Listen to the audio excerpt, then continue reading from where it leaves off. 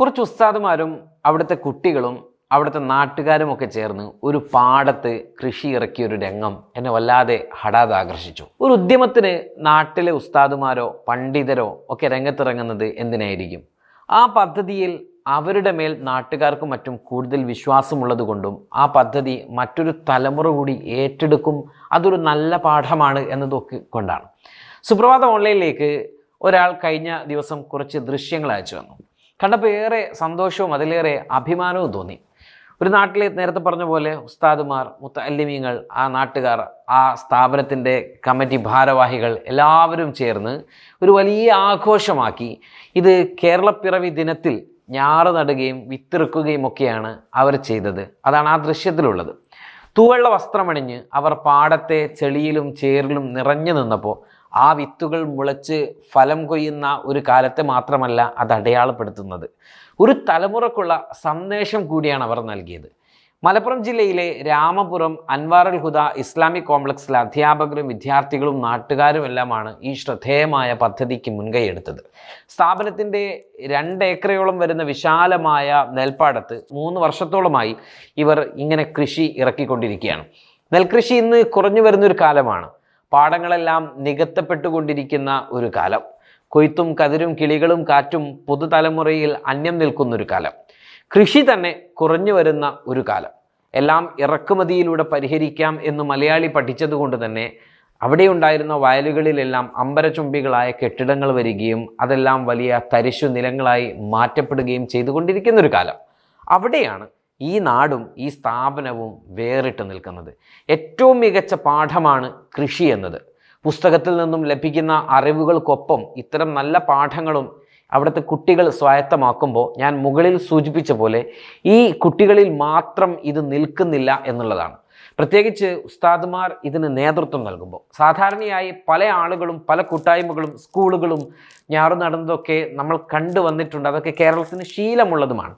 എന്നാൽ ഉസ്താദുമാരും നാട്ടുകാരും കുട്ടികളും വ്യത്യസ്തമാകുന്നത് എങ്ങനെ എന്ന് ചോദിച്ചാൽ ഇവർ വിത്തിറക്കി എന്നതുകൊണ്ട് മാത്രമല്ല.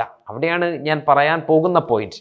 പണ്ഡിതർ സമൂഹത്തിൽ ആദരവ് കൽപ്പിക്കപ്പെടുന്നത് അവർ കരസ്ഥമാക്കിയ അറിവിൻ്റെ ആഴം കൊണ്ടും അതിൻ്റെ സ്വീകാര്യത കൊണ്ടും അതിൻ്റെ വിതരണം കൊണ്ടുമാണ്.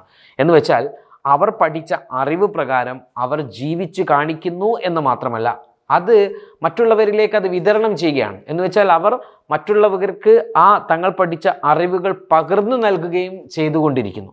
ഉസ്താദുമാർ കുട്ടികൾക്ക് അറിവ് പകരുമ്പോൾ അവർ ആ പഠനത്തിൽ ആകൃഷ്ടരാക്കുകയാണ്. അവർ തൻ്റെ കർമ്മങ്ങളിൽ, അവർ തൻ്റെ വിശ്വാസത്തിൽ, അവർ തൻ്റെ ജീവിതത്തിൽ, അഥവാ നിസ്കരിക്കാനും നോമ്പ് നോൽക്കാനും ഹജ്ജ് ചെയ്യാനും ദാനധർമ്മങ്ങൾ ചെയ്യാനും മറ്റ് കർമ്മങ്ങൾ ചെയ്യാനും എങ്ങനെ നല്ലൊരു സാമൂഹിക വ്യവസ്ഥയിൽ നല്ലൊരു വ്യക്തിയായി ജീവിക്കാമെന്നും ഒരു ഉത്തമ വ്യക്തിത്വത്തിനുടമ എങ്ങനെയാകാം എന്നുമൊക്കെ ഈ അധ്യാപനത്തിലൂടെ അല്ലെങ്കിൽ ഈ ശിഷ്യത്വത്തിലൂടെ ആ കുട്ടികൾ പഠിക്കുകയാണ്.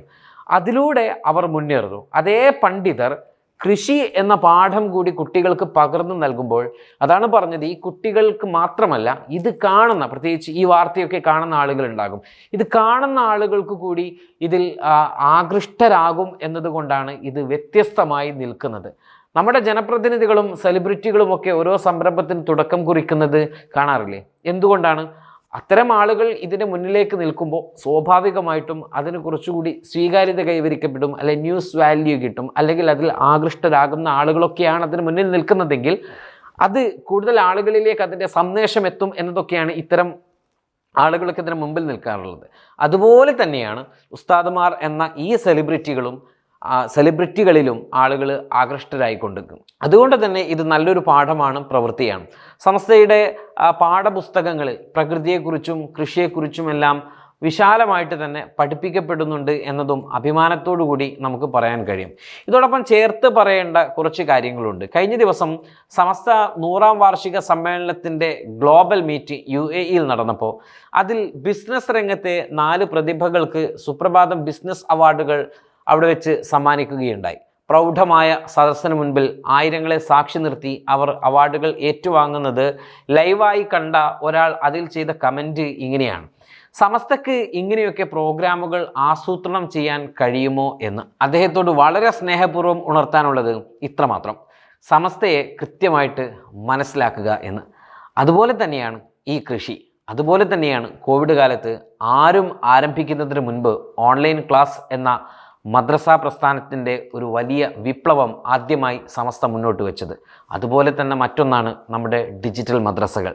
അങ്ങനെ എത്രയെത്ര ഒരുപാട് നല്ല സംരംഭങ്ങൾ, ഒരുപാട് നല്ല പാഠങ്ങൾ, നല്ലതിന് നല്ലതായി ഉൾക്കൊണ്ട് മികച്ച രീതിയിൽ നമുക്ക് മുന്നോട്ട് പോകാം.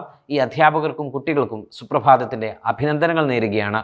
നിങ്ങളുടെ പാടത്ത് നെൽക്കതിരുകൾ കൊയ്യാൻ പാകമാകുമ്പോൾ ഭാഗ്യമുണ്ടെങ്കിൽ ഞങ്ങളും പങ്കെടുക്കാം, നിങ്ങൾക്കൊപ്പം ഉണ്ട് എന്നറിയിച്ചുകൊണ്ട് നിർത്തട്ടെ.